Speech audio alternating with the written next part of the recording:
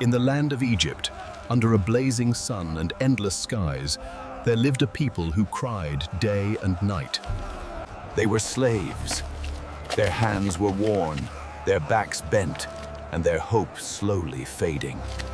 Among them, there once lived a man named Moses, a man who had fled Egypt long ago, carrying guilt, fear, and questions.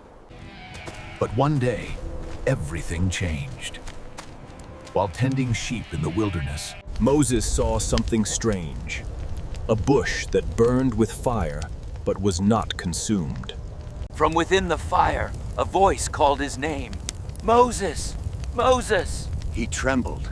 "Here I am." I have seen the suffering of my people. I have heard their cries. Go, I am sending you to Pharaoh to bring them out. Moses stepped back, fear rising in his chest. Me? I can't speak well, I'm not the one. But the voice did not change. I will be with you. And so, Moses returned to Egypt, the very place he once ran from. When Moses arrived, the city was just as he remembered, busy, powerful, and full of pride. At its center stood Pharaoh, a king who believed himself greater than any god. Moses walked into the palace, his heart pounding, but his steps steady. Standing before Pharaoh, he spoke the words he had been given. Let my people go. Silence filled the room. Then Pharaoh laughed. Who is this God that I should obey him? His face hardened. I will not let them go. Instead, Pharaoh's fury grew. He commanded that the Israelites work even harder, giving them no straw to make bricks, yet demanding the same results. The people suffered more than ever before.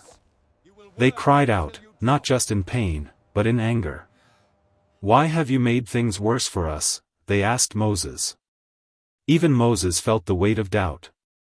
But he returned to God, and the answer came.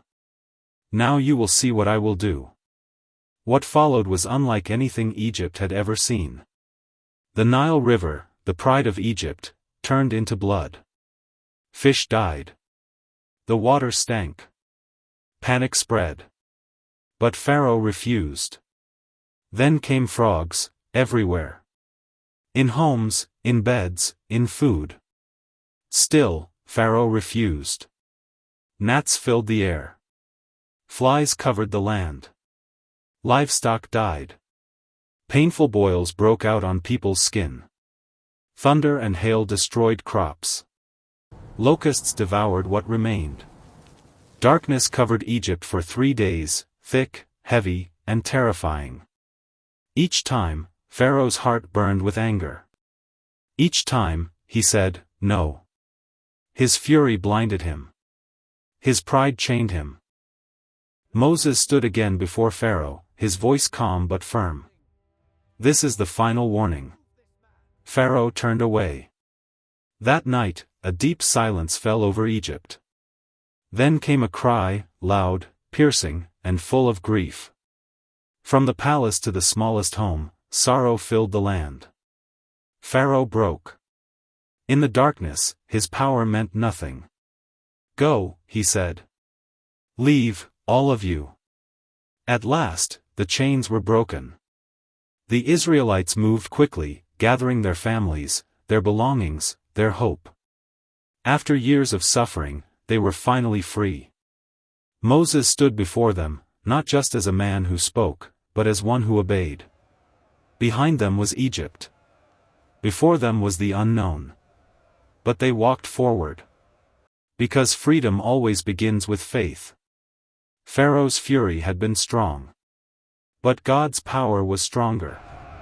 And Moses learned that when you stand for what is right, even the greatest anger cannot stop what God has already planned.